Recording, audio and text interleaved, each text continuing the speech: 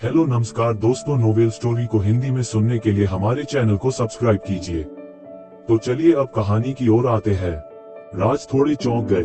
उन्होंने रोहिणी के साथ नजरें मिलाई और तुरंत वार्ड के अंदर भागे। रात में खांसी का बढ़ जाना आम बात है, खासकर अगर वो कफ हो। रोहिणी ने लाइट ऑन कर दी। सबने देखा कि श्रीमती मल्होत्रा बिस्तर पर आधी बैठी हुई थी। उनका हाथ उनके मुंह पर था और उनके चेहरे पर जोर से खांसने की वजह से लाली थी। वो अपना सीना थामे हुई थी। उनकी कमजोर काया हर खांसी के साथ बुरी तरह कांप रही थी। ये नजारा सच में डरावना था। राज ने उनके कंधे थामकर स्थिर किया। शर्ली, आप ठीक हैं? लेकिन श्रीमती मल्होत्रा ने कहा, दवाई, और फिर से खांसने लगी। राज थोड़े उलझन में पड़ गए। रोहिणी तुरंत समझ गई और भागकर अक्षरा द्वारा दी गई दवाई की बोतल ले आई। श्रीमती मल्होत्रा, दवाई आ गई है। श्रीमती मल्होत्रा ने सहमति में सिर हिलाया। जैसे ही रोहिणी ने जल्दी से बोतल खोली और गोली देने वाली थी, उनका हाथ सनाया ने रोक लिया। सनाया ने भौहें चढ़ाते हुए कहा, माँ की खांसी अचानक इतनी बढ़ गई है, क्या ये दवाई की वजह से हो सकता है? मुझे लगता है कि इस अनजान दवाई को लेना सही नहीं है। उनकी अंदर की भावना कह रही थी कि दवाई असरदार हो सकती है और इसी वजह से वो श्रीमती मल्होत्रा को इसे लेने से रोकना चाहती थी। उन्होंने राज की तरफ देखा।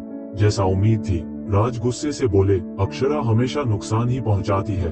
मैंने पहले ही कहा था कि वो भरोसेमंद नहीं है। आप उस पर इतना भरोसा करती हैं, शर्ली, और वो आपको इस दवाई से नुकसान पहुंचाने की कोशिश कर रही है।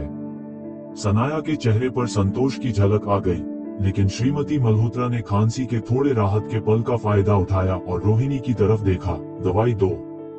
रोहिणी, जो हमेशा वफादार रहती थी, ने तुरंत गोली उनके हाथ में रख दी। राज ने घबराकर रोकने की कोशिश की, शर्ली, लेकिन तभी उन्होंने देखा कि खांसी रुक चुकी थी। श्रीमती मल्होत्रा ने गहरी सांस ली और गंभीरता से कहा, ये तय हो गया, अक्षरा की दवाई ने असर किया है। जब श्रीमती मल्होत्रा की खांसी पूरी तरह थम गई और वो सो गई, तो बाकी लोग बाहर वाले कमरे में आ गए। सनाया का चेहरा सफेद पड़ गया था। उन्होंने होंठ काटते हुए कहा, पापा, क्या अक्षरा वाकई इतनी काबिल है कि उसने सच में असरदार दवाई खरीद ली? राज ने भौहें चढ़ाते हुए कहा, उसके पास क्या काबिलियत है? ये जरूर रिहान सिंह ने उसे खरीदने में मदद की होगी। राज ने गहरी सांस ली। लगता है कि सिंह परिवार उसे सच में ज्यादा तवज्जो देता है। सनाया ने गुस्से में अपनी मुट्ठी भींच ली। वीआईपी वार्ड में हमने आज दोपहर को क्या खाया था? मिसेस शाइन ने दिमाग पर जोर डाला। मैगी?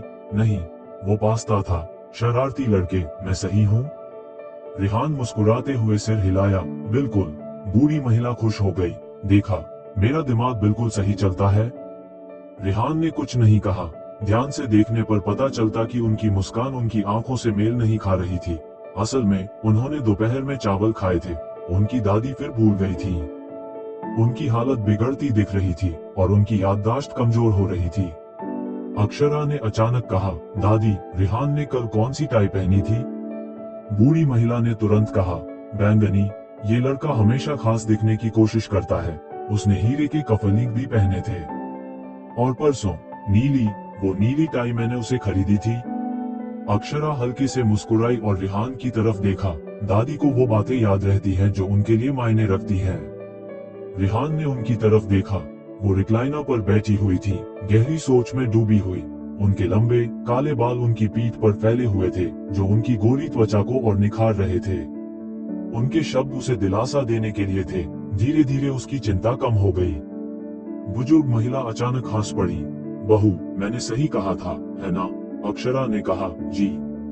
बुजुर्ग महिला ने फिर रिहान सिंह की ओर देखा। बेटा, देखा तुमने, तुम्हारी पत्नी तुम्हारे कपड़े हर दिन ध्यान से याद रखती है। वो हर समय तुम्हारे बारे में सोचती रहती है। अक्षरा हैरान रह गई। उसे बस फोटोग्राफिक मेमोरी थी। उसने ये सब जानबूझकर याद नहीं रखा था।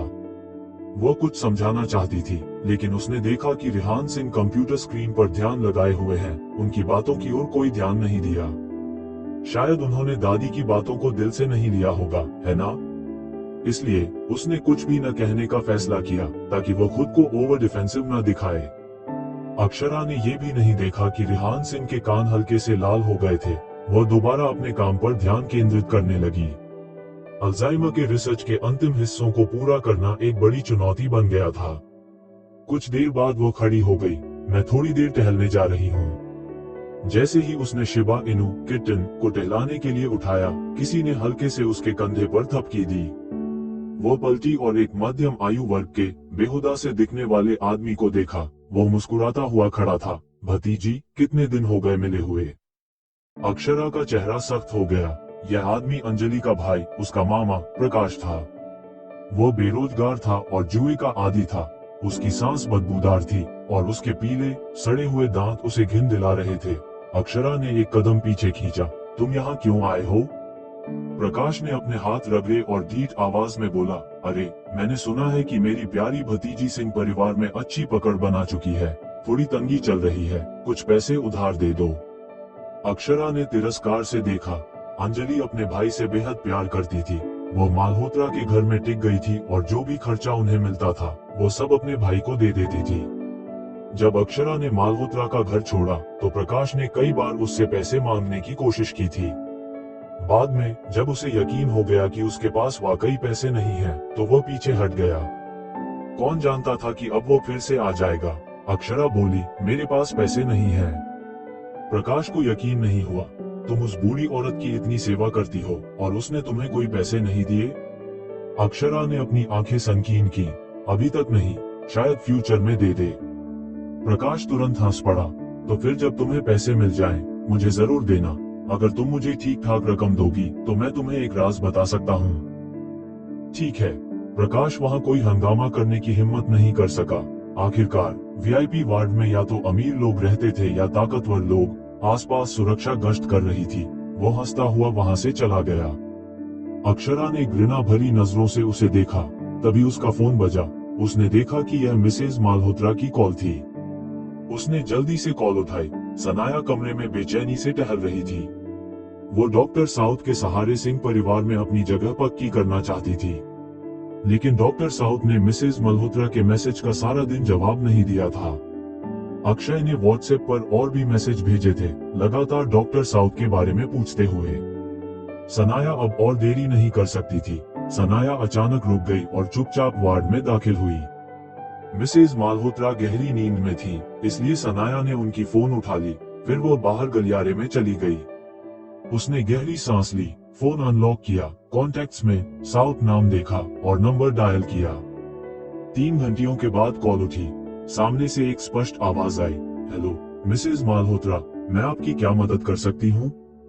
यह आवाज सुनकर सनाया थम गई। यह आवाज थी अक्षरा। सनाया की आंखें अविश्वास से चौड़ी हो गई जब उन्होंने अपनी मां के फोन की स्क्रीन को देखा। वो आवाज वो कहीं भी पहचान लेती। फोन के दूसरे छोर से आवाज में थोड़ा सा रुकावट आई, फिर वो और सख्त हो गई। सनाया, तुम मिसेज मल्होत्रा के फोन के साथ क्या कर रही हो? ये वही थी। सनाया को ऐसा लगा जैसे उसने कोई भूत देख लिया हो। नहीं, ये कैसे हो सकता है? उसने तेजी से अपने फोन की ओर देखा और अचानक कुछ सोचते हुए बोली, क्या ये तुम्हारा नंबर है? अक्षरा ने ठंडे स्वर में जवाब दिया, तुम ये सवाल क्यों पूछ रही हो? तभी सनाया को सच्चाई समझ आई। वो लगभग भूल ही गई थी कि अक्षरा का निकनेम भी साउथ था, जिसे मिसेज मल्होत्रा कभी कभी उन्हें बुलाती थी। गहरी राहत की सांस लेते हुए उसके चेहरे पर गुस्से की लहर दौड़ गई। तुम कितनी चालाक हो। मिसेज मल्होत्रा की कृपा पाने के लिए तुमने उनका नाम ही अपने उपनाम में डाल दिया। तुम्हारी इतनी हिम्मत कैसे हुई? अक्षरा ने सोचा, इस बार सनाया सही कह रही है, और शर्म से अपनी नजरें नीचे कर ली। ये नाम उन्होंने तब चुना था जब वो स्कूल में थी। साउथ वाकई में मिसेज मल्होत्रा के सरनेम से आया था। तब वो छोटी थी और यह नाम बस पसंद आया था। उन्होंने कभी नहीं सोचा था कि यह मिस मल्होत्रा को बुरा लगेगा। उन्होंने ठंडे स्वर में कहा, तुमने कॉल सिर्फ यही कहने के लिए किया है? बिल्कुल नहीं। सनाया अब अपनी असली रंग में आ गई और गुस्से से बोली, मैं तो बस ये बताना चाहती हूँ कि चाहे तुमने मिस्टर सिंह को बूढ़ी मिसेज सिंह के जरिए इम्प्रेस कर भी लिया हो, तुम उनसे ज्यादा कुछ नहीं हो। मिस्टर सिंह शादीशुदा है और तुम्हारी कोई औकात नहीं है। मैं अक्षय से शादी करके तुमसे हमेशा ऊपर रहूंगी। अक्षरा ने सहजता से कहा, तो फिर कॉन्ग्रेचुलेशंस मेरे से ऊपर रहने के लिए।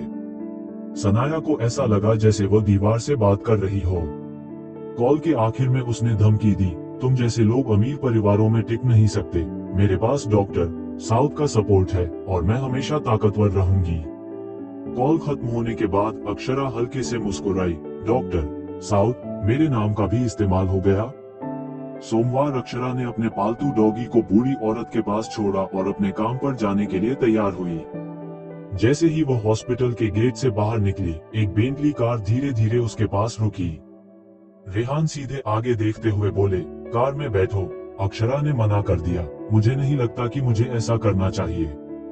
रेहान बोले, दादी ने कहा था कि मैं तुम्हें ड्रॉप करूं। अक्षरा ने जवाब दिया, तुम बस उन्हें कह देना कि मैंने राइड ली। रेहान ने बिना हिले कहा, उसके लिए फोटो चाहिए। ठीक है। अक्षरा ने पीछे का दरवाजा खोला और अंदर जाकर बैठ गई। रेहान ने फोन उठाया और सेल्फी ली। अक्षरा ने पोज देते हुए 2 उंगलियां उठाई और मीठी मुस्कान दी। अक्षरा पोज देते हुए काफी खूबसूरत लग रही थी। तभी रेहान को एक फोन आया और तभी रेहान का चेहरा एक पल के लिए सख्त हो गया, जैसे किसी ने उन्हें झटका दे दिया हो। R&D डिपार्टमेंट के मैनेजर ने घोषणा की, हमारे नए वाइस प्रेसिडेंट अक्षय सिंह अब पूरे डिपार्टमेंट की टेक्निकल टीम को संभालेंगे। कबीर, जो लगातार 2 रातें जागकर काम कर रहे थे, गुस्से में बोले, अक्षय, मेरा स्टाफ तुम्हारे आदेशों का पालन नहीं करेगा। कंपनी की पॉलिसी है, काम मेरे जरिए ही आना चाहिए। अक्षय बोले, अगर तुम्हारे पास काम की ताकत नहीं है तो बताओ, क्या डॉक्टर साउथ से मदद मांगूं? कबीर ने ठंडी हंसी के साथ कहा, देखते हैं तुम कितने सक्षम हो। अगले ही पल कबीर ने अपने कंप्यूटर में अक्षरा का ईमेल देखा। क्या उसने सच में उस समस्या को हल कर दिया? अक्षरा ने अपना सिर थोड़ा झुका लिया और उसके कुछ बाल हवा में लहराते हुए रेहान के चेहरे पर आ गए। ये पल जैसे रेहान के लिए किसी कट जैसा था। वो एकदम स्थिर हो गया। सामने की सीट पर बैठे टॉम थोड़ी देर तक असमंजस में थे। उन्हें याद नहीं था कि सिंह परिवार की बुजुर्ग महिला ने ऐसा कोई आदेश दिया हो कि वो अक्षरा को लेकर जाए। शायद मेरी गलती है, उन्होंने सोचा। फोटो लेने के बाद अक्षरा सीधी बैठ गई और अपने फोन पर कुछ करने लगी। गाड़ी में आगे का सफर खामोशी में कटा। जब वे सिंह ग्रुप के अंडरग्राउंड पार्किंग में पहुंचे तो रेहान और टॉम एक्सक्लूसिव लिफ्ट से ऊपर चले गए। वहीं अक्षरा स्टाफ लिफ्ट से R&D डिपार्टमेंट पहुंच गई।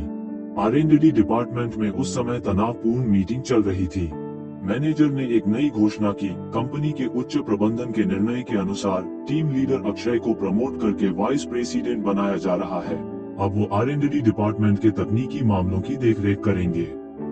किसी ने पूछा, ये फैसला इतनी जल्दी क्यों लिया गया? मैनेजर ने कहा, सिंह ग्रुप के नए वाइस प्रेसिडेंट अक्षय ने डॉक्टर साउथ को हमारे R&D डिपार्टमेंट के टेक्निकल सपोर्ट के रूप में इनवाइट किया है। ये हमारे लिए बड़ी उपलब्धि है। हालांकि डॉक्टर साउथ ऑफिस में काम नहीं करेंगे, लेकिन अगर किसी को कोई समस्या हो तो अक्षय के माध्यम से हल करवाई जा सकती है। अब वाइस प्रेसिडेंट अक्षय कुछ शब्द कहें। अक्षय खड़े हुए और बोले, अब से R&D डिपार्टमेंट की पहली और दूसरी टीम का स्टाफ मेरी कमांड मानेगा। कबीर, मुझे उम्मीद है कि आप कंपनी के नियमों का उल्लंघन नहीं करेंगे। कबीर, जिन्होंने पूरे वीकेंड ओवरटाइम किया था और 2 रातें जागकर बिताई थी, कैजुअल कपड़ों में चिड़े हुए लग रहे थे। उन्होंने ठंडी आवाज में कहा, कंपनी में एक और नियम है, सीधे रैंक को बाईपास करके रिपोर्ट या टास्क असाइन नहीं किया जा सकता। तो मेरी टीम के बारे में कोई भी आदेश मुझे बताए बिना नहीं दिया जा सकता। अक्षय ने मजाक उड़ाते हुए कहा, कबीर, मुझे लगता है आप अपनी टीम की जिम्मेदारी संभालने में सक्षम नहीं है। क्या आपने अपनी कोर समस्या का हल निकाल लिया है? R&D डिपार्टमेंट एक टीम है। आपकी देरी पूरे प्रोजेक्ट पर असर डालती है। कबीर गुस्से में खड़े हो गए। आपने भी रिन्यूएबल एनर्जी पर रिसर्च की है, तो आपको पता होना चाहिए कि यह कितना मुश्किल है। आप ऐसे बात कर रहे हैं जैसे आप मेरी समस्या हल कर सकते हैं। अक्षय ने शांत स्वर में कहा, मैं इसे हल नहीं कर सकता, लेकिन मेरे पास कोई है जो कर सकता है। क्या आप चाहते हैं कि मैं डॉक्टर साउथ से मदद मांगूं? कबीर ने व्यंग्य किया, मुझे नहीं पता था कि आप इतने दयालु हो सकते हैं। अक्षय की आंखों में ठंडक थी।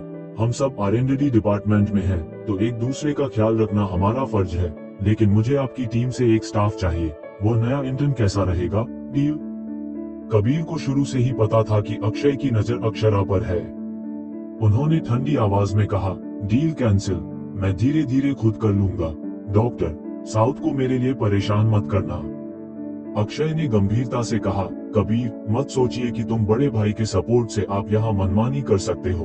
अगर आप 2 दिन में अपनी समस्या हल नहीं कर सके तो मैं आपकी डिमोशन या बर्खास्तगी की सिफारिश करूंगा। कबीर बाहर जाते हुए बोले, तो चलो देखते हैं तुम कितना कर सकते हो। ऑफिस में उनकी आवाज सख्त थी, लेकिन बाहर जाते ही उनकी घबराहट साफ थी। उन्हें पता था कि अगर रेहान उन्हें बचाना भी चाहे, तो भी अगर अक्षय ने सिफारिश रख दी तो यह मुश्किल हो जाएगा। अपने सेक्शन में पहुंचकर कबीर ने गुस्से में एक कुर्सी पर लात मारी। लकी, जो ऑफिस आने में देर कर चुके थे, चुपचाप अपनी डेस्क पर जाकर बैठ गए। गुस्से में उबलते अपने टीम लीडर से बचने की कोशिश करते हुए उन्होंने कंप्यूटर चालू किया और इनबॉक्स खोला। हम अक्षरा की तरफ से एक अनरीड ईमेल था। क्या वाकई उसने कोर समस्या हल कर दी? सीरियसली? कबीर, जो कि एक पीएचडी होल्डर था और विदेश से पढ़ाई पूरी करने के बाद वापस आया था, अभी तक इस कोर प्रॉब्लम को तुरंत हल नहीं कर पाया था। और अक्षरा, वो तो बस एक अंडर ग्रेजुएट थी। भले ही प्रोफेसर शर्मा ने उसकी टैलेंट की तारीफ की हो, क्या वो वाकई इस प्रॉब्लम को हल कर सकती थी? लकी ने ये सब सोचते हुए माउस क्लिक किया और ईमेल खोला। जैसे ही उसने मेल पढ़ा, उसकी आंखें चौंधिया गईं। धड़ाम, कबीर ने गुस्से में अपने हाथ में पकड़े डॉक्यूमेंट्स टेबल पर दे मारे और अपनी ठुड्डी ऊंची करते हुए बोला, मीटिंग का टाइम है। लकी तुरंत रिस्पॉन्ड नहीं कर पाया। उसकी नजरें ईमेल के कंटेंट पर जमी थीं। लकी, क्या तुम्हारी कुर्सी से चिपकने की कोई डील हुई है? कबीर पहले से ही गुस्से में था और लकी की धीमी हरकतों ने उसे और चिढ़ा दिया। लकी ने ईमेल की अटैचमेंट पर नजर डाली, जो अब लोड हो चुकी थी, और जल्दी से खड़ा हो गया। आ रहा हूँ, बस अभी आया। अक्षरा शायद प्रॉब्लम सॉल्व नहीं कर पाई थी और गलती से ये मेल भेज दिया था। लेकिन जैसे ही वो कंप्यूटर से उठा, उस अटैचमेंट की फाइल, जो कि अब पूरी तरह लोड हो चुकी थी, उसको लकी शायद नहीं देख पाया। ऑफिस में कबीर ने हाल ही में खत्म हुई मीटिंग की स्थिति का ब्रीफ में एक्सप्लेन किया। उसने अक्षरा का नाम नहीं लिया और सिर्फ इतना कहा, अगर 2 दिनों में ये कोर इश्यू सॉल्व नहीं हुआ तो मैं इस्तीफा दे दूंगा। जैसे ही उसने ये शब्द कहे, ऑफिस में सन्नाटा छा गया। भले ही कबीर का गुस्सैल स्वभाव था, लेकिन वो एक काबिल टीम लीडर था और सब उसका सम्मान करते थे। थोड़ी देर की खामोशी के बाद लोग बातें करने लगे। कबीर, बस बताओ करना क्या है? हाँ, अगले 2 दिनों तक हम नहीं सोएंगे, पूरी कोशिश करेंगे। कबीर ने सबको काम सौंपा और हर किसी का वर्कलोड कई गुना बढ़ा दिया, लेकिन किसी ने शिकायत नहीं की। मीटिंग खत्म होने के बाद कबीर को लगा कि वो कुछ भूल गया है। उसने अचानक लकी की ओर देखा। अक्षरा कहाँ है? वो अभी तक काम पर क्यों नहीं आई? लकी ने सिर हिलाकर कहा कि उसे नहीं पता, लेकिन किसी और ने जवाब दिया, वो सुबह आई थी, टाइम क्लॉक किया और फिर लाइब्रेरी चली गई। कबीर का चेहरा गुस्से से लाल हो गया। वो तो यहाँ उसके लिए मेहनत कर रहा था और वो लाइब्रेरी में आराम फरमा रही थी। किसी ने चुप्पी तोड़ी। कबीर, वो बहुत ही एहसान फरामोश है। अगर वो हमारे साथ इस प्रोजेक्ट पर काम करती तो उसे कितना अनुभव मिलता। लकी अक्षरा के इस रवैये से सहमत नहीं था, लेकिन फिर भी उसका पक्ष लिया। वो अभी कॉलेज से निकली है, उसे ये चीजें समझ नहीं आती, और हमारा काम तो इतना कठिन है कि शायद वो समझ ही न पाए। हम एक टीम है, भले ही उसे कुछ समझ ना आए, उसे इस महत्वपूर्ण समय पर यहीं रहना चाहिए। क्या वो सिर्फ सैलरी लेने के लिए है? सही बात है। इस लड़की का क्या मामला है? क्या हमारी टीम अब निकम्मों को भी रखती है? कबीर ने गहरी सांस ली और महसूस किया कि अक्षरा वाकई एहसान फरामोश है। लाइब्रेरी में छत पर डेविस ग्रुप 1 की स्थिति पर नजर रखे हुए था और रेहान से बातें कर रहा था। कबीर उसके लिए इतनी मेहनत कर रहा है और वो आराम से लाइब्रेरी में बैठकर पढ़ाई कर रही है। सच में ये लड़की तो फसाद की जड़ है। रेहान ने ठंडी निगाहों से डेविस की ओर देखा। सुबह से पढ़ाई कर रही है? हाँ, उसने टाइम क्लॉक किया और सीधा लाइब्रेरी चली गई। उसने अभी तक लंच भी नहीं किया। कौन सी किताब? मैंने ध्यान नहीं दिया। शायद न्यू एनर्जी पर कोई पेपर पढ़ रही हो। तुम्हें शायद लग रहा है। रेहान की आवाज में नाखुशी थी, जिससे डेविस को एक ठंडक सी महसूस हुई। उसे तुरंत एहसास हुआ कि वो कुछ मिस कर गया। वो तो पहले दिन से ही लाइब्रेरी जा रही है। क्या वो सिंह ग्रुप में सिर्फ जानकारी इकट्ठा करने आई है? कौन सी किताब पढ़ रही है, ये जानना बहुत जरूरी हो गया। मैं अभी जाकर पता लगाता हूँ। डेविस ने सिर झुका दिया। लेकिन रेहान पहले ही उठ खड़ा हुआ। उसने अपने ब्लेजर के बटन लगाते हुए कहा, जरूरत नहीं है। वो लाइब्रेरी पहुंचा और अक्षरा को न्यूरोलॉजी सेक्शन में किताबें तलाशते देखा। लाइब्रेरी में रेहान लाइब्रेरी में अक्षरा के पास पहुंचा। उसने देखा कि वो ध्यान से किताबों की एक पंक्ति पर नजरें दौड़ा रही थी। उसकी निगाहें सबसे ऊपरी शेल्फ पर जाकर टिक गईं। वो तुरंत एक सीढ़ी खींच कर लाई, उस पर चढ़ी और किताब तक पहुंचने की कोशिश करने लगी। उसने एक ढीला हुड वाला स्वेटशर्ट और टाइट जीन्स पहन रखी थी। जब वो ऊपर चढ़ी तो उसके स्वेटशर्ट का निचला हिस्सा थोड़ा ऊपर उठ गया, जिससे उसकी कमर का हल्का हिस्सा नजर आया। रेहान की नजर अनायास ही उस पर पड़ी। उसकी पतली कमर देखकर उसके दिमाग में एक ख्याल आया, इतनी पतली कमर की मैं अपने हाथों से इसे पूरी तरह घेर सकता हूँ। लेकिन फिर वो अपने मन में ही बोला, ये मैं क्या बोल रहा हूँ। अक्षरा को उसकी मौजूदगी का बिल्कुल अंदाजा नहीं था। जैसे ही उसने किताब पकड़ी, उसके चेहरे पर खुशी झलकने लगी। मिल गई, उसने मन ही मन सोचा, पर खुशी के उस पल में वो भूल गई कि वो अभी भी सीढ़ी पर थी। उसने सीढ़ी से नीचे कदम रखा, लेकिन उसका पांव फिसल गया। उसके गिरने से पहले ही दो मजबूत बाहों ने उसे थाम लिया। अक्षरा चौंकी और तभी उसे एहसास हुआ कि उसे पकड़ने वाला रेहान था। उन दोनों के बीच की दूरी बहुत कम थी। अक्षरा को उसकी हल्की वनीला सी खुशबू महसूस हुई। रेहान की एक बड़ी हथेली उसके कमर के नीचे थी और उसकी गर्माहट पतली जीन्स के आर पार महसूस हो रही थी। अक्षरा का दिल जोर से धड़कने लगा। वो इतनी शर्मिंदा थी कि उसने तुरंत खुद को अलग किया। मिस्टर सिंह, थैंक यू, उसने थोड़ी हड़बड़ाहट में कहा। उसके गाल हल्के गुलाबी हो गए थे। रेहान ने उसकी ओर देखा और धीरे से सिर झुकाया। उसकी आंखों में एक पल के लिए असमंजस की छाया आई। वो इतनी हल्की और नर्म है, उसने सोचा। उस पल ने उसे पहली बार थोड़ी बेचैनी महसूस कराई। आपका स्वागत है, उसने खुद को संभालते हुए जवाब दिया। कुछ पलों की खामोशी के बाद अक्षरा ने अपनी आवाज को सामान्य बनाने की कोशिश की। मुझे याद आया कि मुझे R&D डिपार्टमेंट में कुछ काम है, मुझे अब जाना चाहिए। ठीक है, रेहान ने उसे जाने की इजाजत दी। अक्षरा ने जिस किताब को अभी पाया था, उसे एक कोने में छिपा दिया ताकि कोई और उसे उधार न ले सके, और जल्दी से लाइब्रेरी से निकल गई। जब वो लिफ्ट तक पहुंची तो उसके गाल अब भी लाल थे। अक्षरा ने कुछ हल्का फुल्का खाया और फिर ग्रुप 1 के रिसर्च डिपार्टमेंट में वापस पहुंची। जैसे ही उसने अंदर कदम रखा, उसने माहौल में बदलाव महसूस किया। जो सहकर्मी पहले उसके साथ दोस्ताना थे, अब उसे अनदेखा कर रहे थे। अक्षरा को समझ नहीं आया कि ये सब क्यों हो रहा है। उसने सोचा कि शायद लोग उससे ज्यादा परिचित नहीं हैं। दोपहर में अक्षरा फिर से लाइब्रेरी जाने लगी, लेकिन उसे लकी ने रोक लिया। उसने धीरे से कहा, दोपहर में मत जाना। क्यों? अक्षरा हैरान थी। उन्होंने कहा था कि अगर मेरा काम खत्म हो गया हो तो मैं जा सकती हूँ। लकी ने चारों तरफ नजर दौड़ाई और अपने सहकर्मियों की अजीब निगाहें देखी। उसने धीरे से लेकिन कड़वाहट भरे लहजे में कहा, हाँ, जब तुम्हारा काम खत्म हो जाए तब जा सकती हो, लेकिन तुमने जो काम पिछले हफ्ते सौंपा था वो खत्म किया? हाँ, मैंने खत्म कर लिया। लकी ने पहले तो सोचा कि अक्षरा को ये काम रातों रात नहीं सुलझाना चाहिए, लेकिन उसकी बात सुनकर उसका मुंह खुला रह गया। क्या? अक्षरा के चेहरे पर एक शांत और आत्मविश्वास भरी मुस्कान थी। उसने बड़े आराम से कहा, मैंने कहा था, वो फाइल पिछले शुक्रवार को तुम्हारे इनबॉक्स में भेज दी थी। लकी को अपनी गलती समझ में आई। वो तो खाली मेल लग रही थी। अक्षरा ने भौहें सिकोड़ ली, जैसे कि उसे यकीन ही नहीं हो रहा हो। लकी तुरंत अपने वर्कस्टेशन की ओर भागा। कंप्यूटर पर इनबॉक्स खोलते ही उसे वही अटैचमेंट दिखा। ये कैसे हो सकता है? उसने हैरानी से अटैचमेंट खोला। न्यू न्यूक्लियर एनर्जी डेवलपमेंट का काम सॉफ्टवेयर कोडिंग से बिल्कुल अलग था। इसमें सिर्फ कंप्यूटर सिम्युलेटर ही नहीं, बल्कि असली प्रयोगशाला के प्रयोग भी करने पड़ते थे। पिछले शुक्रवार को अक्षरा ने जो काम सौंपा था उसे पूरा कर दिया था, लेकिन लकी उस समय पूरे दिन लैब में कबीर के साथ व्यस्त था। यही वजह थी कि उसने ईमेल पर ध्यान नहीं दिया। जैसे ही अटैचमेंट डाउनलोड हुआ, लकी उत्सुकता से पढ़ने में जुट गया। फाइल में जो तकनीकी जानकारी दी गई थी उसे समझने में उसे थोड़ा समय लगा। दूसरी ओर अक्षरा ने एलिवेटर के लिए इंतजार किया। उसे 60वीं मंजिल पर आर्काइव से एक किताब लेने जाना था। एलिवेटर आया और उसमें कई लोग चढ़ गए।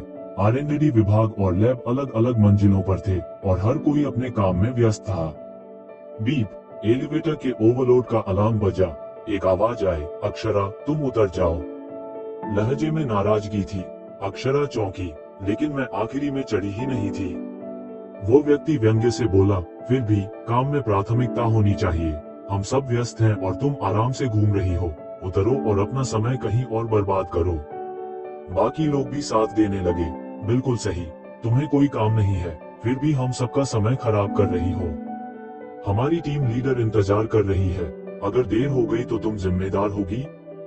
अक्षरा ने गहरी सांस ली और चुपचाप एलिवेटर से बाहर निकल गई। बहस करने का कोई फायदा नहीं था। दूसरे एलिवेटर से 60वीं मंजिल पर पहुंचकर उसने फौरन अपनी किताब खोजनी शुरू की, लेकिन किताब वहां नहीं थी। ये कैसे हो सकता है? अचानक उसे एहसास हुआ कि कंपनी में केवल एक ही व्यक्ति ऐसा था जो किताब वहां से निकाल सकता था। रेहान। ऊपरी मंजिल पर रेहान किताब के पन्ने पलटते हुए गहराई से पढ़ रहा था। ये किताब न्यूरोसाइंस पर थी। उनकी दादी के स्वास्थ्य से जुड़ी जानकारी के कारण वो इस विषय से थोड़ा बहुत परिचित थे। डेविस ने उन्हें अक्षरा की हरकतों की रिपोर्ट दी और जोड़ा, बॉस, अक्षरा तो बस दादी के विशेष प्रेम का फायदा उठा रही है। आपने उसे सीखने का मौका देने के लिए सही विभाग में रखा, लेकिन उसकी कृतज्ञता कहीं नजर नहीं आती। रेहान ने ठंडे स्वर में कहा, वो यहाँ असल में काम के लिए नहीं है। डेविस हैरान रह गया। ऐसा लगा जैसे बॉस उसकी तरफदारी कर रहे हों। तो इस किताब का क्या करें? इसे वापस कर दें। रेहान ने किताब के कवर पर उंगलियां फेरते हुए सोचा कि आज सुबह अक्षरा की आंखों में इस किताब के लिए कैसी उम्मीद थी। अचानक उसे सुबह की मुलाकात याद आ गई। फिलहाल रहने दो, उन्होंने आदेश दिया। R&D विभाग। अक्षरा जब वापस पहुंची तो उसने देखा कि कबीर और टीम के कुछ लोग लाउंज में बैठे कॉफी पी रहे थे। उनके चेहरे थके हुए थे। अक्षरा, ये कंपनी है, मॉल नहीं। तुम यहाँ घूमने नहीं आए हो। हम सब यहाँ मेहनत कर रहे हैं और तुम बस अपनी मस्ती में हो। तुम्हें शर्म नहीं आती? अक्षरा ने सीधा पूछा, तो मैं क्या मदद कर सकती हूँ? तुम्हें टेक्निकल काम नहीं आता, लेकिन प्रिंट निकाल सकती हो, चाय नाश्ता ला सकती हो, या कोई छोटे मोटे काम कर सकती हो। अक्षरा ने ठंडे स्वर में कहा, सॉरी, यह मेरे काम का हिस्सा नहीं है। कबीर ने गुस्से में मेज पर हाथ मारा। अक्षरा, अगर काम नहीं करना तो यहाँ से जा सकती हो। हमें मुफ्तखोरों की जरूरत नहीं है। उसी समय लकी अपनी फाइल के साथ दौड़ता हुआ आया। उसकी आंखों में उत्साह और चेहरे पर एक बड़ी मुस्कान थी। उसने खुशी से कबीर का हाथ पकड़कर गले लगा लिया। तो क्या होगा आगे? क्या अक्सर ने ये प्रॉब्लम सॉल्व कर दी है, या फिर होगा ऐसा कुछ जिसकी किसी को कोई उम्मीद नहीं होगा? हेलो नमस्कार दोस्तों, नोवेल स्टोरी को हिंदी में सुनने के लिए हमारे चैनल को सब्सक्राइब कीजिए। तो चलिए अब कहानी की ओर आते हैं। ये सॉल्व हो गया। ये सच में सॉल्व हो गया, लकी ने उत्साहित होकर चिल्लाते हुए कहा। उसने सच में सॉल्व कर दिया। कबीर थोड़ा हैरान होकर रुके और भौहें चढ़ा ली। तुम्हारा दिमाग तो नहीं खराब हो गया? बाकी टीम के सदस्यों ने भी बेचैनी से अपनी नजरें उसकी ओर मोड़ी। लकी, तुम क्या कर रहे हो? आज दोपहर से तुम्हारा क्या हाल है? हम लोग लैब में बिजी थे और तुम गायब हो गए। क्या सॉल्व किया तुमने? क्या तुमने हमारी कोर प्रॉब्लम सॉल्व कर दी? जैसे ही ये शब्द निकले, लकी ने तुरंत सिर हिलाया। हाँ, प्रॉब्लम सॉल्व हो गई है। वो कबीर को खींचते हुए अपने वर्कस्टेशन पर ले गया और कंप्यूटर की तरफ इशारा करते हुए बोला, कबीर, देखो, हम इसे सॉल्व नहीं कर पा रहे थे क्योंकि हमारी सोच एक तरफा थी। इसे इस तरीके से किया जा सकता है। उसने जल्दी जल्दी अपनी नई समझाई गई सॉल्यूशन प्रक्रिया को बताया। जैसे ही उसने बात खत्म की, पूरी टीम हैरान रह गई। ओह, तो इसे इस तरीके से किया जा सकता था। लकी, तुम कमाल हो। कबीर को अब रिजाइन नहीं करना पड़ेगा। जब बाकी सभी लोग हैरत में थे, तभी कबीर, जो कंप्यूटर को घूर रहे थे, अचानक ईमेल पर ध्यान देने लगे। उन्होंने देखा कि ये ईमेल अक्षरा ने भेजा था। वो थोड़ा चौंके और लकी की ओर हैरानी से देखा। ये सॉल्यूशन तो ये अक्षरा से आया है। उसने मुझे पिछले शुक्रवार को दिया था, लेकिन मैंने इसे नहीं देखा क्योंकि वीकेंड शुरू हो गया था। लकी की बात सुनकर सभी टीम के सदस्य अक्षरा की ओर अविश्वास से देखने लगे। क्या ये सच में हो सकता है? जिस प्रॉब्लम से वो 1 महीने से जूझ रहे थे, क्या उसे वाकई इस नई लड़की ने हल कर दिया था? पिछले शुक्रवार उसने तो अभी अभी नौकरी शुरू की थी। अक्षरा शांत खड़ी थी और उसके चेहरे पर एक ठंडा और आत्मविश्वास से भरा भाव था। उसकी आंखों में हल्की सी चमक थी और उसने बेपरवाही से पूछा, तो ये है वो प्रॉब्लम जिससे तुम लोग इतने दिनों से उलझे हुए हो? सब लोग एकदम से चुप हो गए। उन्हें ऐसा लगा जैसे अक्षरा की आंखों में लिखा हो, बस इतनी सी बात, ये तो मेरे लिए रोज का काम है। सभी ने गहरी सांस ली, लेकिन फिर भी यकीन करना मुश्किल हो रहा था। तुम तो सिर्फ ग्रेजुएट हो ना? ये सुनकर अक्षरा ने गंभीरता से जवाब दिया, काबिलियत डिग्री से तय नहीं होती।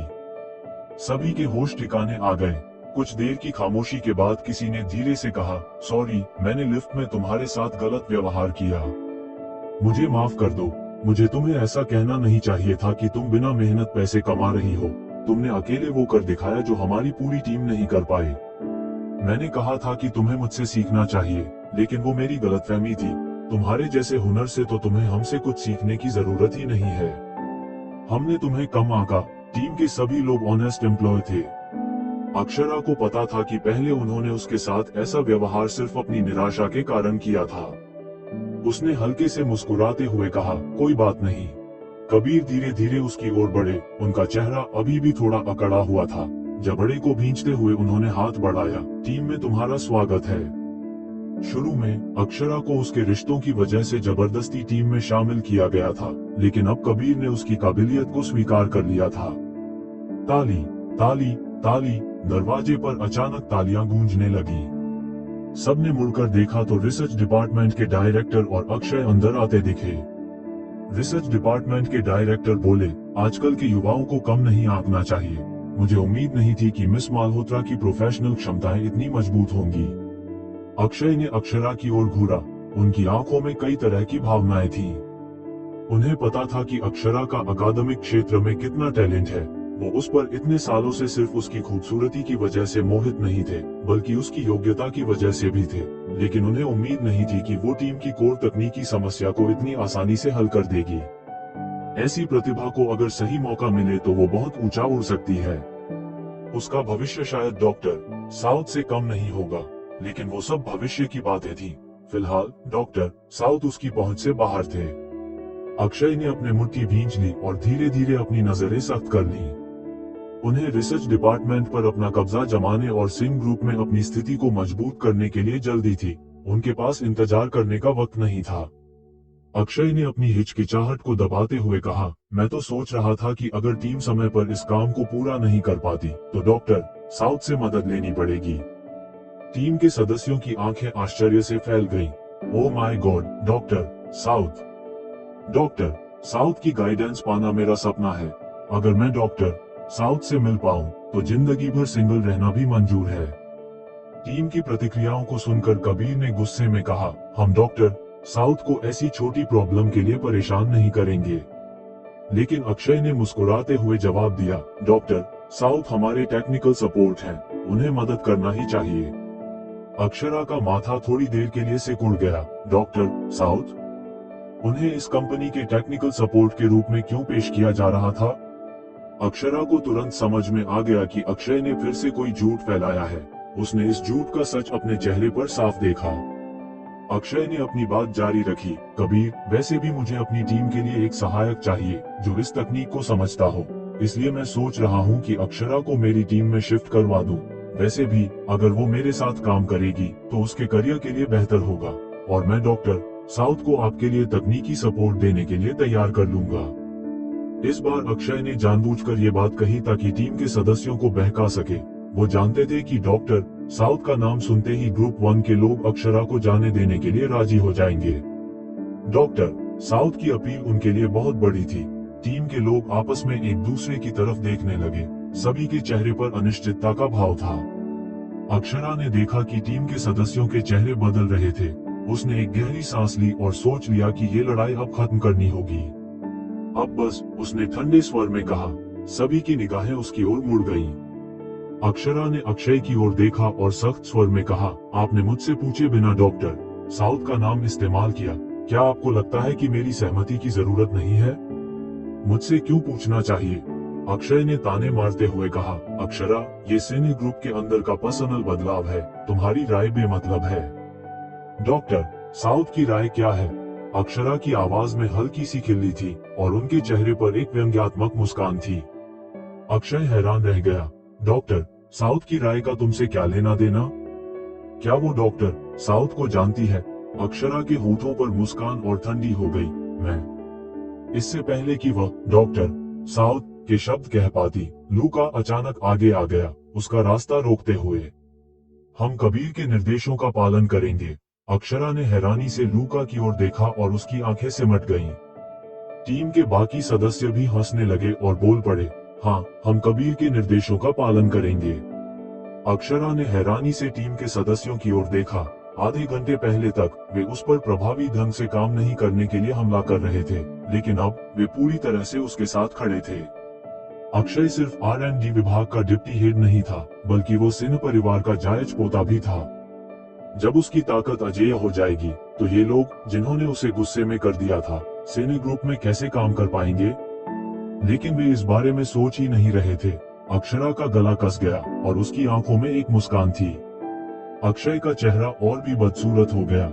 उसने अपने गुस्से को दबाया और ताने मारते हुए कहा, ऐसा लगता है कि R&D का दबाव आप सब पर उतना नहीं है जितना मैंने सोचा था, इसलिए डॉक्टर साउथ की मदद की जरूरत नहीं है। ऐसे में मैं मानता हूं कि इस प्रोजेक्ट का अंतिम काम आप सबके लिए चुनौतीपूर्ण नहीं होगा। इसका समाधान शुक्रवार तक प्रस्तुत करें। पूरे प्रोजेक्ट की टाइमलाइन को 2 भागों में विभाजित किया गया था, जिसमें टीम 1 और 2 प्रत्येक भाग के लिए जिम्मेदार थी। प्रोजेक्ट की सबसे बड़ी चुनौती इन 2 भागों को पूरी तरह से एकीकृत करना थी। इस काम को ग्रुप 1 को सौंपना कोई मुद्दा नहीं था। कबीर निश्चित रूप से समस्या का समाधान कुछ महीनों में कर सकता था। हालांकि अक्षय ने उन्हें केवल 1 सप्ताह दिया था। कबीर ने गुस्से में कहा, यह पूरी तरह से अनुचित है। अक्षय ने सीधे जवाब दिया, अगर डॉक्टर साउथ इसे करता तो ये 3 दिनों में हल हो जाता। आपको डॉक्टर साउथ की मदद की जरूरत नहीं है क्योंकि आपको लगता है कि आप महान हैं, है ना? 1 सप्ताह से अधिक काफी है। ये शब्द कहकर वह चला गया। अक्षरा की आंखें हल्की सी अंधेरी हो गईं। उसने उसका पीछा किया और कहा, क्या हम बात कर सकते हैं? अक्षय ने अपनी आंखें संकीर्ण की और दोनों बाहर के गलियारे में चले गए। अक्षरा ने उसकी ओर देखा। शर्त लगाने का मन है। अचानक आए इस प्रस्ताव ने अक्षय को उलझन में डाल दिया। उसे कॉलेज के अंतिम साल की याद आई, जब उसने भी इस तरीके का इस्तेमाल करके उसे पाने की कोशिश की थी। उसने उससे कहा था, अक्षरा, क्या तुम्हें शर्त लगाने की हिम्मत है? देखते हैं कि कौन पहले अपना ग्रेजुएशन थीसिस पूरा करता है। जो हारेगा उसे विजेता की एक मांग पूरी करनी होगी। उसने उसे ऐसा देखा जैसे उसे बच्चा समझ रही हो, लेकिन अंततः उसने सहमति में सिर हिलाया। उसने लगातार कई रातें जागकर अपना थीसिस पूरा किया था। जब वो उसे ढूंढने गया, तो उसने सुझाव दिया कि ग्रेजुएशन समारोह में उसे कुछ गिफ्ट दें, जिसे वो अस्वीकार न करे। लेकिन अंत में वो उपहार कभी नहीं दिया गया। वह नाजायज बेटी थी। इससे उसके 4 साल की कोशिशें बेकार लगने लगी। अक्षय का चेहरा धीरे धीरे तिरस्कारपूर्ण हो गया। मुझे तुमसे शर्त क्यों लगानी चाहिए? अक्षरा ने उसे उकसाया। क्या तुम फिर से मुझसे हारने से डरते हो? अक्षय हैरान हुआ। फिर से? अक्षरा ने अपना फोन निकाला, अपनी ईमेल खोली और उसे थमा दी। पिछली बार मैंने जीत हासिल की थी। अक्षय ने उसके फोन पर ईमेल का समय देखा और पाया कि उसने थीसिस शर्त लगाने के अगले दिन ही जमा कर दी थी। उसने अपनी आंखें संकीर्ण कर ली। तभी उसे एहसास हुआ कि वो कभी उसकी स्पीड का पीछा नहीं कर पाया। उसका मेल ईगो उसे पूछने से नहीं रोक सका, शर्त क्या है? अक्षरा ने धीरे धीरे कहा, अगर ग्रुप 1 शुक्रवार के अंत से पहले समाधान प्रस्तुत कर सकता है और डॉक्टर साउथ ने तुम्हें समाधान नहीं दिया है, तो तुम कभी भी ग्रुप 1 के काम में हस्तक्षेप नहीं करोगे। वो यहाँ लंबे समय तक रहने वाली नहीं थी, इसलिए वो ग्रुप 1 के अपने सहयोगियों के भविष्य की चिंताओं को हल करने में मदद करना चाहती थी। अक्षय ने ताने मारते हुए कहा, अगर तुम लोग इसे जमा नहीं कर पाते, लेकिन डॉक्टर साउथ मुझे सॉल्यूशन देते हैं, तो तुम्हें मेरी आदेशों का पालन करना होगा। ठीक है, अक्षरा ने कहा। अक्षय ने उसके निर्णायक अंदाज को देखा और पूछे बिना नहीं रह सका, अक्षरा, मुझे पता है कि तुम अपने क्षेत्र में उत्कृष्ट हो, लेकिन तुम्हें क्या लगता है कि तुम डॉक्टर साउथ को हरा सकती हो? अक्षरा ने व्यंग्यात्मक स्वर में कहा, क्या तुम सच में सोचते हो कि डॉक्टर साउथ तुम्हारी समस्या हल करने में मदद करेंगे? क्या उन्होंने व्यक्तिगत रूप से तुम्हें वादा किया कि वो सिन्हा ग्रुप के लिए तकनीकी समर्थन प्रदान करेंगे? अक्षय हैरान हो गया। अक्षरा ने उसे और ध्यान नहीं दिया। वह वापस ग्रुप 1 में चली गई, केवल ये देखने के लिए कि सभी लोग आहें भर रहे थे। जब उन्होंने उसे देखा, तो जल्दी से नजरें मिलाई और जानबूझकर टिप्पणियां करने लगे। अरे, डॉक्टर साउथ से मिलना वाकई इतना रोमांचक नहीं है। वो एक हाई पर्सनैलिटी है। अगर हम उनसे एक बार मिल भी लें, हमारी जिंदगी सफल हो जाएगी। हाँ, अगर मैं उनसे मिलूं, तो क्या मेरी IQ 250 हो जाएगी? अक्षरा, चिंता मत करो, ये प्रोजेक्ट इतना डिफिकल्ट है। अगर हम इसे पूरा नहीं भी कर पाए, तो अक्षय हमारे साथ क्या कर सकता है? यहाँ तक कि कबीर ने जोर से खांसते हुए दहाड़ा, बस, क्या तुम देख नहीं रहे कि नया काम सौंपा गया है? तुम सब यहाँ क्या गपशप कर रहे हो? काम पर लग जाओ। मुझसे कॉन्फ्रेंस रूम में मिलो। हम सभी को अपना अपना डिस्ट्रीब्यूट करेंगे। आ रहे हैं। अक्षरा ने देखा कि सभी लोग कॉन्फ्रेंस रूम में दौड़ पड़े, फिर वह भी इनमें से उनके पीछे चली गई। कबीर ऐसा लग रहा था मानो उसका इंतजार कर रहा हो। वो अंदर आने के बाद ही काम का बंटवारा शुरू हुआ। दिन के अंत में अक्षरा ने सोचा कि सभी को ओवरटाइम काम करना होगा, लेकिन हैरानी की बात यह थी कि सभी ने अपने सामान पैक कर लिए और निकल गए। अक्षरा अपने लैपटॉप के साथ अंडरग्राउंड पार्किंग लॉट की ओर चली गई। उसने ध्यान नहीं दिया कि उसके जाने के बाद ग्रुप 1 के सभी सहयोगी जो पहले ही चले गए थे, ओवरटाइम काम करने के लिए लौट आए। अंडरग्राउंड पार्किंग लॉट में एक बेंटले के अंदर डेविस ने पूछा, बॉस चले, कोई जल्दी नहीं है? रेहान ने हल्के से कहा, अभी भी एक मोटी किताब पकड़े हुए। डेविस पूछने वाला ही था कि वो किसका इंतजार कर रहे हैं, तभी उन्होंने देखा कि अक्षरा आ रही है और कार में बैठ रही है। तभी रेहान ने ऊपर देखा। चलो, डेविस भौचक्का रह गया। क्या रेहान और मिस मल्होत्रा के साथ एक साथ निकलने का इंतजार कर रहे थे? कार आराम से सड़क पर चलने लगी। अक्षरा ने रेहान की ओर देखा और उनके हाथों में किताब की ओर झांकते हुए उसे पढ़ने के लिए उधार लेने का मन किया। अक्षरा ने रेहान की ओर देखा और उनके हाथों में किताब की ओर झांकते हुए उसे पढ़ने के लिए उधार लेने का इरादा किया, लेकिन अपने काम को याद करते हुए उसने निर्णय लिया कि वह इसे 3 दिन बाद उधार लेगी। दोनों रास्ते में कुछ नहीं बोले और जल्दी से अस्पताल वापस लौट आए। जैसे ही वे 3वीं मंजिल के वीआईपी वार्ड क्षेत्र में पहुंचे, उन्होंने अंजलि की जोरदार आवाज सुनी, मिसेज सिन्ह, मैं खास तौर पर आपसे मिलने आई हूँ। ओल्ड मिसेज सिन्ह ने वार्ड के दरवाजे पर खड़े होकर अंजलि को घूरते हुए कहा, बाहर जाओ, अगर तुम नहीं जाओगी तो मैं किसी को बुलाकर तुम्हें पिटवा दूंगी। अंजलि ने जबरन मुस्कुराते हुए कहा, मैं अक्षरा की माँ हूँ। आप अक्षरा को सबसे ज्यादा प्यार करती हैं, है ना? आपको उसकी खातिर मेरे साथ ऐसा बर्ताव नहीं करना चाहिए। तुम उसकी माँ नहीं हो। ओल्ड मिसेज सिन्ह ने अडिग होकर कहा, मिसेज मल्होत्रा उसकी माँ है। इस बयान पर अंजलि ने ठंडे पसीने में बहते हुए कहा, तुम्हें कैसे पता? अंजलि का राज अंजलि डर के मारे सहम गई। उसके और उसके भाई प्रकाश के अलावा कोई नहीं जानता था कि उसने सनाया और अक्षरा बचपन में एक दूसरे से बदल दिया था। उसने अपनी असली बेटी सनाया को भी इस बारे में कभी नहीं बताया था। तो फिर मिसेज सिंह को कैसे पता चल गया? और उनकी बातों में शक नहीं बल्कि यकीन झलक रहा था। जब अक्षरा और रेहान करीब आते दिखे तो अंजलि की बेचैनी और बढ़ गई। क्या उन्होंने सुन लिया था कि मिसेज सिंह ने अभी क्या कहा था? मिसेज सिंह ने गहरी सांस लेते हुए कहा, मुझे पता है, तुमने मेरी बहू को परेशान किया। तुम एक बुरी औरत हो। बुजुर्ग महिला लगातार कुछ न कुछ बड़बड़ाती जा रही थी। ऐसा लग रहा था जैसे उनका दिमाग ठीक से काम नहीं कर रहा हो। अंजलि ने राहत की सांस ली। वो अक्षरा के पास थमस लेकर आई और कहा, अक्षरा बेटी, मैं तुम्हारे लिए चिकन सूप लाई हूँ। तुम तो मिसेज सिंह की इतनी देखभाल कर रही हो, तुम्हें ताकत की जरूरत है। थमस से सूप की खुशबू हवा में फैल गई, लेकिन अक्षरा को ये सब सिर्फ एक दिखावा लगा। ये पहली बार था जब अंजलि ने उसके लिए सूप बनाया था। अक्षरा ने रूखे आवाज में पूछा, क्या चाहिए आपको? अंजलि मुस्कुराई, मुझे अभी भी सनाया के 2% शेयर चाहिए। मिसेज सिंह तुम्हें बहुत पसंद करती है। उन्होंने तुम्हारे लिए अस्पताल में कमरा दिलवाया और वो दवाई भी मंगवाई। अगर तुम उनसे बात करोगी तो वो जरूर मान जाएंगी। अपनी बहन की मदद करो। अक्षरा का चेहरा ठंडा हो गया। उसने कड़े स्वर में कहा, नहीं। अंजलि का चेहरा सख्त हो गया और उसका दिखावा टूट गया। उसने गुस्से से अक्षरा को घूरते हुए कहा, हाँ, अब तो यही सही है ना? मैंने इतनी मेहनत से तुम्हें जन्म दिया और अब तुम अपनी माँ की इज्जत नहीं करती। बड़े लोगों से जुड़कर तुम्हें अपना परिवार छोटा लगने लगा है। वो जमीन पर बैठ गई और चिल्लाने लगी, अगर तुमने आज मेरी मदद नहीं की तो मैं यहाँ से नहीं उठूंगी। सब आकर देखो मेरी बेटी कितनी एहसान फरामोश है। उसे अपनी गरीब माँ पर शर्म आती है और अब वो मिसेज सिंह की इतनी सेवा कर रही है ताकि उनकी बहू बन सके। अस्पताल के स्टाफ और मरीजों के बीच खुसर पुसर शुरू हो गई। अक्षरा तो बहुत अच्छी लगती थी, मुझे नहीं लगा था कि वो ऐसी होगी। अपनी ही माँ को पहचानने से इनकार कर रही है। मैंने आज तक ऐसा कभी नहीं देखा। अक्षरा ने बिना किसी भाव के खड़ी रहकर ये सब सुना। उसका मन नहीं करता था कि इस औरत को अपनी माँ माने, लेकिन अफसोस इस रिश्ते से पीछा छुड़ाना संभव नहीं था। उसने ठंडे स्वर में कहा, कर लो ड्रामा। अगर किसी का आराम खराब हुआ तो सिक्योरिटी तुम्हें बाहर निकाल देगी। इतना कहकर अक्षरा वहां से निकल गई। अंजलि आग बबूला हो गई। एहसान फरामोश लड़की, और तभी अंजलि ने गुस्से में उसने थमस उठाया और उसमें भरा गर्म सूप अक्षरा पर फेंक दिया। अक्षरा बचो!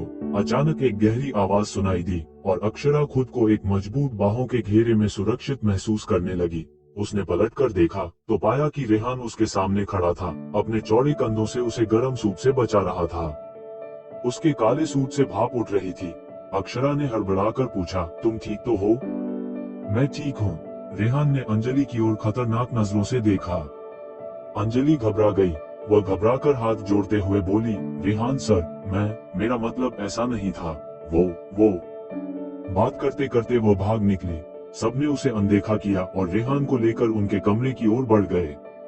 मिसेस सिंह तुरंत भाग कर आई और रेहान के कपड़े उतारते हुए बोली, जल्दी उतारो और मुझे देख लेने दो कि जलन कितनी बुरी है। छाले तो नहीं है ना? रेहान ने शांतिपूर्वक अपना सूट और शर्ट उतारी।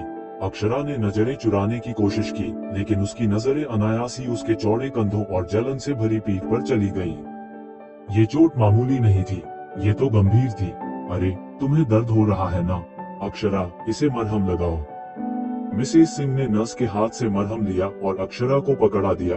फिर सभी को कमरे से बाहर भेजते हुए बोली, चलो सब बाहर चलो, मेरे पोते को तुम सब भूलो मत। फिर अक्षरा के कान में फुसफुसाते हुए बोली, बहू, अब ये काम तुम्हारे हाथ में है। अक्षरा कुछ नहीं बोल पाई। पल भर में कमरे में सिर्फ वे दोनों रह गए। अब कमरे में सिर्फ अक्षरा और रेहान रह गए थे। माहौल अजीब सा था। रेहान ने हल्की आवाज में कहा, ये सब मेरी दादी का अजीब तरीका था। मैं नर्स को बुला सकता हूँ। मैं करूंगी। अक्षरा ने बीच में ही उसे रोकते हुए कहा। वो उसके पास गई और पीछे से उसकी पीठ पर मरहम लगाने लगी। खिड़की से आने वाली सुनहरी रोशनी उनके ऊपर पड़ रही थी, जिससे दोनों की लंबी परछाइयां बन रही थी। रेहान खड़ा था। खिड़की से आने वाली रोशनी उसकी चौड़ी पीठ पर पड़ रही थी। अक्षरा की नजरें अनजाने में फिर उसकी पीठ पर चली गई। उसकी पीठ पर जलन के निशान थे, जो अब ज्यादा साफ दिखाई दे रहे थे। अक्षरा ने धीरे धीरे मरहम लगाया और जैसे ही उसके अंगूठे ने रेहान की जलती हुई पीठ को छुआ, वो थोड़ा सहम गया। उसके शरीर में हल्की सी कंपन आ गई। अक्षरा ने महसूस किया और धीरे से पूछा, दर्द हो रहा है क्या? रेहान खिड़की की ओर देखते हुए थोड़ा हंसा और फिर पलटकर जवाब दिया, नहीं, बिल्कुल नहीं। कुछ देर बाद जब अक्षरा ने पूरी तरह से मरहम लगा दिया, तो रेहान ने नया शर्ट पहना और बटन लगाते हुए कहा, थैंक यू अक्षरा। कोई बात नहीं। अक्षरा ने हल्का सा सिर हिलाया, फिर कुछ सोचते हुए बोली, असल में तुम्हें मेरे लिए ये नहीं करना चाहिए था। अगर तुम चोटिल हो जाते तो तुम्हारी दादी बहुत परेशान होती। रेहान ने उसकी ओर देखा और हल्की मुस्कान के साथ कहा, अगर तुम चोटिल होती तो मेरी दादी और भी ज्यादा परेशान होती। अक्षरा थोड़ा चौंकी, फिर हल्की सी मुस्कान के साथ बोली, खैर, मैं तो बाहरी हूँ, मैं आपकी लगती क्या हूँ? रेहान ने उसकी ओर गंभीरता से देखा और धीमे से बोला, तुमने भूल कर दिया, तुम अब मेरी पत्नी हो। अक्षरा का दिल एक पल के लिए रुक सा गया। उसके सीने में हलचल मची और उसकी आंखें हड़बड़ी में पलक झपकने लगी। अक्षरा ने फौरन मुंह घुमा लिया और कमरे से बाहर जाने की कोशिश की। रेहान ने आवाज दी, कहाँ जा रही हो? अक्षरा ने बिना मुड़े कहा, बदला लेने। उसे कोई फर्क नहीं पड़ता था कि अंजलि ने उसके साथ क्या किया, लेकिन अगर उसने रेहान को नुकसान पहुंचाया तो वो ये सब आसानी से नहीं छोड़ सकती थी। अक्षरा मिसेस मल्होत्रा के कमरे में गई ताकि देख सके कि अंजलि वहां है या नहीं। लेकिन जैसे ही वो पास पहुंची, उसने देखा कि सनाया और एक आदमी कॉरिडोर में जा रहे थे। वो आदमी कुछ संदिग्ध था और उसका चेहरा बिल्कुल प्रकाश जैसा था। अक्षरा की जिज्ञासा बढ़ी और उसने दोनों का पीछा करना शुरू किया। कॉरिडोर में प्रकाश अपने हाथ रगड़ते हुए कह रहा था, मेरी प्यारी भतीजी, तुम्हारे मामा को थोड़े पैसे की जरूरत है। सनाया अपने गुस्से को दबाते हुए बोली, मैंने तो तुम्हें इस महीने का पॉकेट मनी दे दिया था। प्रकाश मुस्कुराते हुए बोला, देखो, मुझे बिना पैसे के जीना मुश्किल हो रहा है। अगर तुम नहीं दोगी तो मैं अक्षरा को सब बता दूंगा, वह जरूर मुझे पैसे देगी। इतना सुनते ही अक्षरा का चेहरा सख्त हो गया। वह कमरे का दरवाजा खोलते हुए हल्की सी आवाज में बोली, क्या सच है? अचानक अक्षरा आ गई, जिससे सनाया चौंक गई। उसने तुरंत प्रकाश की तरफ देखा। उसकी आंखों में घबराहट साफ झलक रही थी। प्रकाश हल्की सी मुस्कान के साथ कुछ बोलने ही वाले थे, तभी सनाया ने उन्हें रोक दिया। अक्षरा, तुम हमारी बातचीत सुनकर क्या कर रही हो? अक्षरा की नजरें सनाया और प्रकाश पर घूमी। यहाँ बात को टालने की कोशिश मत करो। उसने प्रकाश की ओर देखा। सच क्या है? अक्षरा की अंतरात्मा ने उसे बताया कि यह सच उसके बारे में ही हो सकता है। उसने जोड़ा, मैं तुम्हें इसके लिए पैसे दे सकती हूँ। प्रकाश की आंखें चमक उठी। तुम कितना दे सकती हो? अक्षरा ने सनाया की ओर देखा और देखा कि वह अपने कपड़े कसकर पकड़ रही थी, पूरी तरह से घबराई हुई। उसने बेपरवाही से कहा, बस अपनी कीमत बताओ, मैं इसे सिन्हा परिवार से प्राप्त कर सकती हूँ। प्रकाश की शरारती आंखें इधर उधर घूमी, आखिरकार सनाया पर आकर रुक गईं, मुस्कान के साथ, मुझे लगता है कि तुम सनाया जितनी अमीर नहीं हो, है ना? सनाया ने तुरंत राहत की सांस ली और प्रकाश से कहा, मैं तुम्हें तुम्हारे पैसे दिलवाने का तरीका ढूंढ लूंगी, तुम अभी जा सकते हो। प्रकाश हंसते हुए बोले, ठीक है फिर मिलते हैं। जैसे ही वो अक्षरा के पास से गुजरे, उन्होंने रुका। भांजी, मेरा राज हमेशा तुम्हारे लिए कीमती रहेगा। जब तक तुम कीमत चुका सकती हो, मैं इसे तुम्हें बेच दूंगा। ये शब्द कहकर वह खुशी खुशी चला गया। अक्षरा ने उसकी ओर देखा, उसकी आंखें सिकुड़ गईं।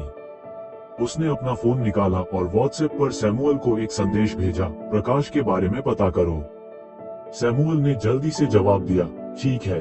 फिर उसने एक और संदेश भेजा, बॉस, कल एक कॉन्फ्रेंस है, इनविटेशन आपके ईमेल में है, क्या आप जा रहे हैं?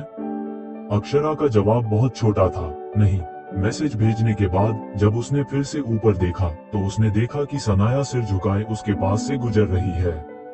अक्षरा ने शांतिपूर्वक कहा, अगर तुम चाहती हो कि लोग जाने नहीं, तो पहले कुछ मत करो।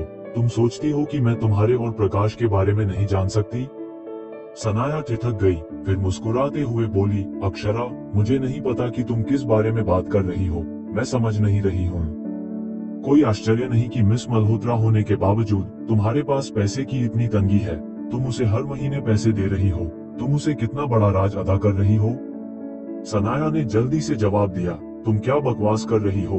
मैं उसे किसी राज का पैसा कैसे दे सकती हूँ? उसकी आंखों में डर साफ दिख रहा था। अक्षरा, मैं सुझाव देती हूँ कि तुम अपना रास्ता खुद ढूंढो, मुझ पर समय बर्बाद करने के बजाय। अक्षरा का चेहरा ठंडा हो गया। सनाया को जाते हुए देखकर उसने पूछा, अंजलि कहाँ है? ये सुनते ही सनाया भड़क उठी, वो तुम्हारी माँ है, मैं कैसे जानूं? सनाया ने अंजलि से सच छुपा रखा था, ये दिखाते हुए कि उसने कुछ नहीं जाना। वो महिला बहुत मूर्ख थी, उसे डर था कि अगर वो अंजलि को मानेगी तो अंजलि कोई सुराग खोल देगी। इसलिए अंजलि को नहीं पता था कि सनाया को पहले से ही उसके असली रूप के बारे में पता चल गया है। ये बोलकर सनाया चली गई। अक्षरा ने उसका पीछा किया, अंततः मिसेज मल्होत्रा के वार्ड में पहुंची। दरवाजे की कांच की खिड़की से साफ दिख रहा था कि अंजलि कमरे के अंदर नहीं थी। अक्षरा मिसेज मल्होत्रा को परेशान करने अंदर नहीं गई। उसने अंजलि को फोन किया, तुम कहाँ हो? अंजलि की घबराई हुई आवाज आई, अक्षरा, तुम क्या करने की कोशिश कर रही हो? मैं चाहती हूँ कि तुम वापस आकर मिस्टर सिंह से माफी मांगो। अंजलि की आवाज अचानक तीखी हो गई, मैं नहीं करूंगी, मिस्टर सिन्हा मुझे नहीं छोड़ेंगे। तुम उसकी ओर से माफी मांगो, तुम मेरी बेटी हो और एक बेटी को अपनी माँ के कर्ज का भुगतान करना चाहिए। अक्षरा ने ठंडे स्वर में कहा, ऐसा करने पर मुझे पुलिस को बुलाने का दोष मत देना। अंजलि गर्जी, तुम पुलिस को क्यों बुलाओगी? मैं तुम्हारी माँ हूँ। जिस व्यक्ति को मैंने मारने की कोशिश की वह तुम हो। एक माँ को अपने बच्चे को मारने का पूरा अधिकार है। अक्षरा ने ठंडे स्वर में कहा, लेकिन इस बार जिस व्यक्ति को तुमने घायल किया है वो मिस्टर सिंह है। हर किसी को अपनी गलतियों का भुगतान करना पड़ता है। अगर मुझे पता होता कि तुम मेरे साथ ऐसा करोगी तो मैंने तुम्हें पैदा होते ही डूबा देना चाहिए था। मुझे तुम्हें गोबर के गड्ढे में फेंक देना चाहिए था या तुम्हें एक वेश्यालय में बेच देना चाहिए था। अक्षरा ने और कुछ नहीं सुना, उसने बस फोन काट दिया। उनके पिछले झगड़ों की परवाह किए बिना पुलिस को बुलाने से सिर्फ एक पारिवारिक विवाद का फैसला आता, लेकिन इस बार यह अलग था। अंजलि ने गलती से रेहान को घायल कर दिया और अंततः अंजलि को 48 घंटे की हिरासत के साथ साथ जुर्माना और मेडिकल फीस की सजा दी गई। लेकिन सिन्हा परिवार को उस रकम की परवाह नहीं थी। इन मामलों को निपटाने के बाद अक्षरा ओल्ड मिसेज सिंह के अस्पताल के कमरे में लौट आए। रेहान कमरे में नहीं था। बूढ़ी महिला ने समझाया, उन्होंने किसी इम्पोर्टेंट मीटिंग का जिक्र किया और उसके लिए चले गए, वह नीचे कार में है। अक्षरा ने सिर हिलाया, वह एक पल के लिए चुप रही, फिर बोली, दादी मुझे माफ कर दो। लेकिन बूढ़ी महिला ने उसे माफ कर दिया। हम सब यहाँ एक परिवार हैं और ऐसी औपचारिकताओं की जरूरत नहीं है। वैसे भी उस लड़के को तुम्हारे लिए खड़ा देखकर मुझे बहुत खुशी हुई। अक्षरा थोड़ी हैरान रह गई। परिवार, इस भीड़ भाड़ वाले संसार में जहाँ लोग आते जाते रहते थे, वो हमेशा जानती थी कि उसका कोई परिवार नहीं था। लेकिन अब ऐसा लग रहा था जैसे वास्तव में उसे घर का एहसास हुआ हो। सनाया ने सेकंड हैंड मार्केट में एक बैग बेचा और प्रकाश को देने के लिए $10,000 जुटाए। उसने उसे एक संदेश भी भेजा, अपना मुंह बंद रखना, वरना हम दोनों के लिए अच्छा नहीं होगा। प्रकाश का जवाब तेजी से आया, भांजी, चिंता मत करो। भले ही मैं यह न बता सकूं कि तुम्हारे और अक्षरा के बीच कौन अमीर है, लेकिन मुझे पता है कि किसका साथ देना है। सनाया अभी भी बेचैन थी। उसे जल्द से जल्द अक्षय से शादी करनी थी। इस तरह भले ही भविष्य में उसकी पहचान उजागर हो जाए, वो फिर भी सिंह परिवार की बहू होगी। रात के 9 बजे अक्षय अचानक उससे मिलने आ गए। सनाया उत्साहित थी। अक्षय, तुम यहाँ क्यों आए? अक्षय ने सख्ती से पूछा। डॉक्टर साउथ के बारे में क्या तुमने उनके साथ सब कुछ सुलझा लिया है? पहले अक्षरा के शब्दों ने अक्षय को बेचैन कर दिया था। सनाया हिचकिचाई। बिल्कुल, फिर मेरे और डॉक्टर साउथ के बीच एक मीटिंग की व्यवस्था करो। सनाया ने घबराते हुए अपने हाथ मले। डॉक्टर साउथ इस समय विदेश में है, वह जब वापस आएंगे तो मैं व्यवस्था कर दूंगी। अक्षय, क्या तुम्हारे पास कोई समस्या है जिसे हल करने की जरूरत है? मैं उनके लिए संपर्क कर सकती हूँ? अक्षय ने सनाया को संदेह भरी नजरों से देखा। मेरे सवाल तुम्हारे ईमेल पर भेज दिए गए हैं, उन्हें डॉक्टर साउथ को भेज दो, उनसे समस्या का हल करवाओ। ठीक है, मैं तुरंत उन्हें भेज दूंगी। सनाया ने तुरंत ही ईमेल भेजा। डॉक्टर साउथ आमतौर पर मेरे मैसेज का तुरंत जवाब देते हैं। अक्षय, बस थोड़ी देर रुक जाओ। वीआईपी हॉस्पिटल वार्ड में अक्षरा का फोन एक बार वाइब्रेट हुआ।